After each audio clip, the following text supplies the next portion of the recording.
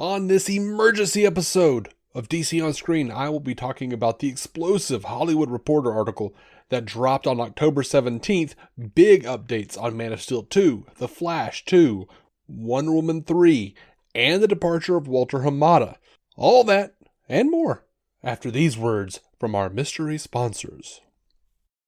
Are you struggling to conceive? You have options, and at Piedmont Reproductive Endocrinology Group, we'll make sure you have the guidance and support you need. PREG is known for individualized fertility care that's unique to every patient. We take the time to provide a reassuring and empowering experience because we believe that you deserve nothing less. Let us help you on your journey to parenthood. Visit us at pregonline.com to learn more. Get the guidance and support you need at Piedmont Reproductive Endocrinology Group. Welcome into DC On Screen, the podcast that deigns to dig into the dirt on the DC Universe on film and television. I'm your host, David C. Robertson. My co-host, Jason Goss, was sadly up to his neck in real-life work bullshit and could not hop on, but he'll give you some thoughts on some of this, I'm sure, when we do our Black Adam review. Now, before we jump in on all this goodness, I need to let you know a couple of things. One, I'm in the middle of editing a full episode with Jason. It's a long one. It has lots of tangents, which means our $5 patrons are going to be getting some extra content.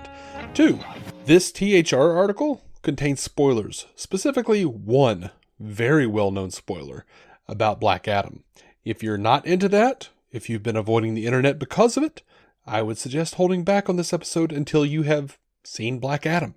Now, I'll be posting the episode I'm currently editing in a couple of days. This news was a bit of an emergency, so I stopped editing, got it with Jason long enough to get his blessing to go without him, and here we are. So let's dive into this, man. Here comes spoilers. As anyone who has been keeping up with the Black Adam press coverage knows, The Rock has been pretty damn open about the fact that there's a Superman cameo in Black Adam. He's also been open about teasing a Black Adam versus Shazam movie. We know that's where he wants to go, what he wants to do. I don't blame him for pushing it, man. Look, the scene was leaked. They basically leaned into the fact that everyone knew. Not promoting Superman in the film would be like what WB did with Justice League in 2017. Everyone who cared knew he was coming back pretty much. Why not promote that to the GA? It would be silly not to. So on October 17th, the day I'm recording this, Boris Kitt of the Hollywood Reporter dropped this article: DC at a turning point, James Gunn pitches secret movie, Dwayne Johnson flexes his Superman power. And just what is Matt Reeves secretly up to? So here's what we learned in this article. Walter Hamada's last day is this week. He did not even go to the Black Adam premiere. Sour grapes! The article says, quote, "The executive is not even taking a producing deal with the studio, a move that is traditional amongst execs who are being let go, but given a soft landing and a courteous thank you for your service." To many, that action speaks volumes about how rough the transition from the AT&T era to Discovery under Zaslav has been, including the controversial cancellation of the Batgirl movie in August. Now, you want to know what else? He wasn't responsible in any way for the return of Cavill. In fact, Walter Hamada didn't want Cavill back. He said no to their request for a Cavill Superman cameo in Black Adam. Now, as I said, The Rock wants to do a Superman Black Adam film, but he also wanted Cavill in Black Adam so much, he went over Hamada's head.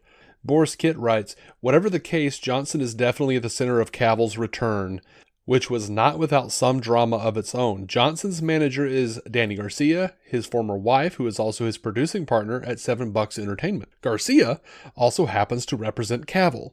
Superman, as well as Cavill, were not in the initial plans for Black Adam. The idea was hatched during a round of reshoots for the movie earlier this year, but the cameo was nixed by Hamada, the executive who for the last 4 years had tried hard to move DC beyond the era where one filmmaker, in this case Zack Snyder, had an inordinate amount of influence and could command an entire slate for years. Hamada had his own Superman plans, one of them involving introducing a black Superman with a multi-decade spanning story by writer Ta-Nehisi Coates.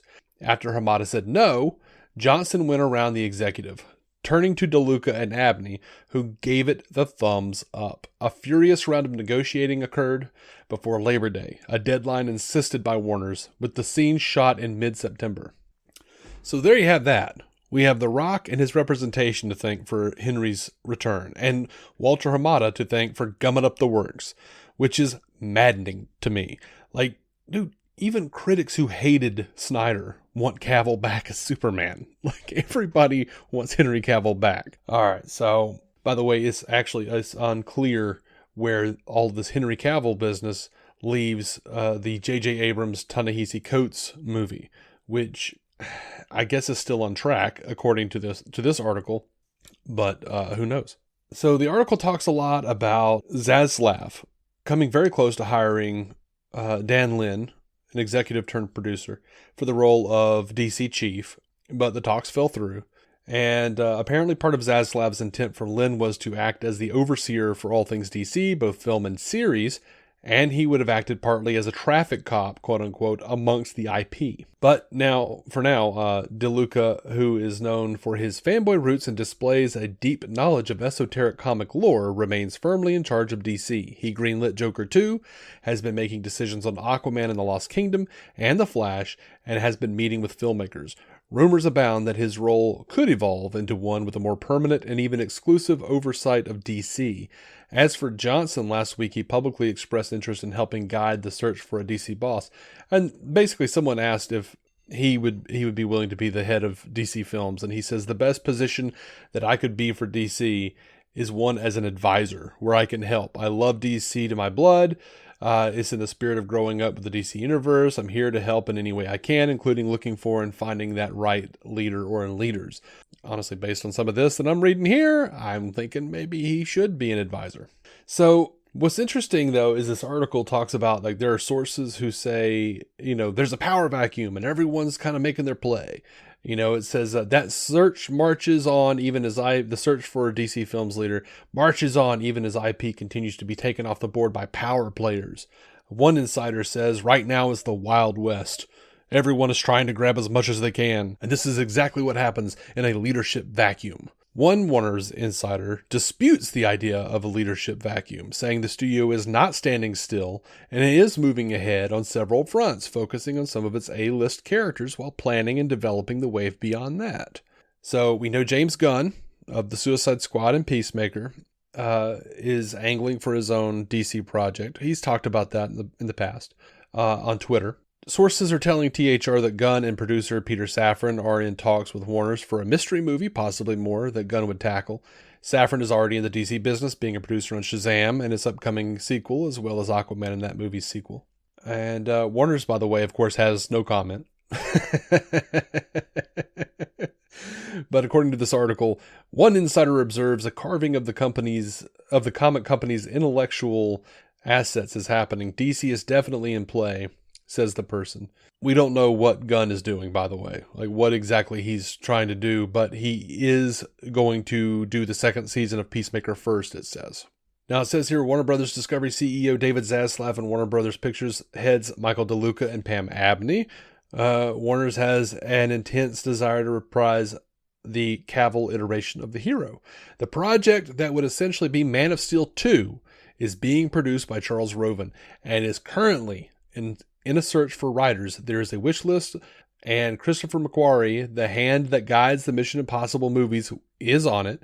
McQuarrie worked with Cavill on the 2018 installment Fallout, but sources say no official outreach has been made, nor may it be feasible, as the director is working on the next back-to-back Mission Impossible installments.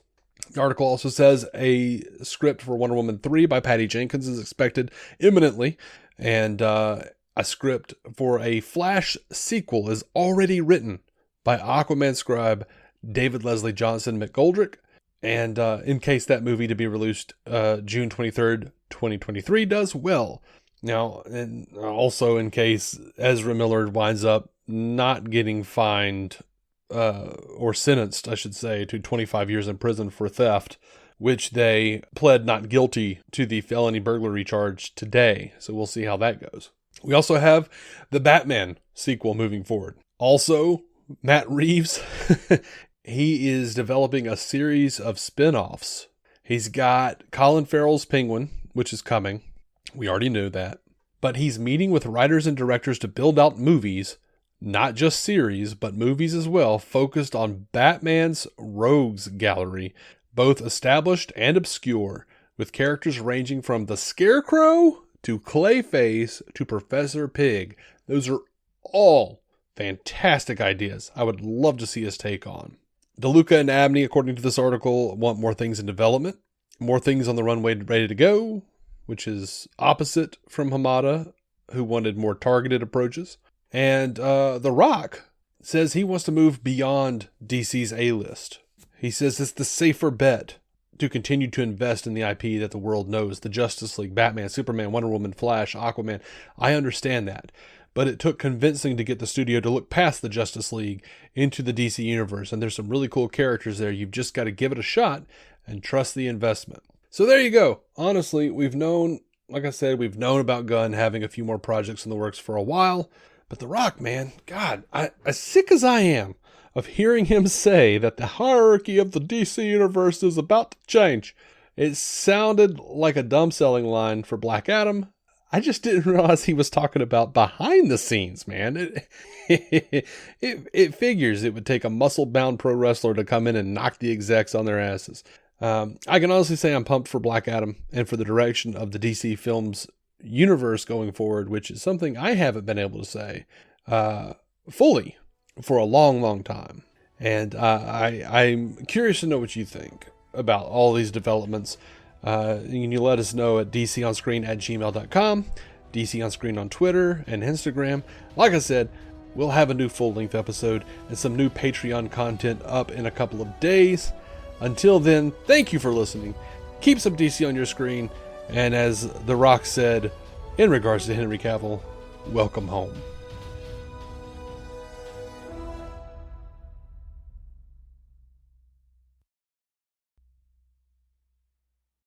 Our intro music is by Jason Goss and Michael Shackelford. Michael's band, Galactic Engineers of Magnetic Sounds, or GEMS, can be found on SoundCloud and Bandcamp.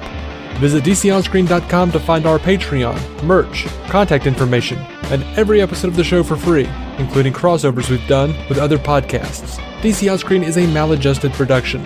For more from me and Jason, including sketch comedy, vlogs, parodies, and our improvised web series Hey Guy, visit maladjusted.tv.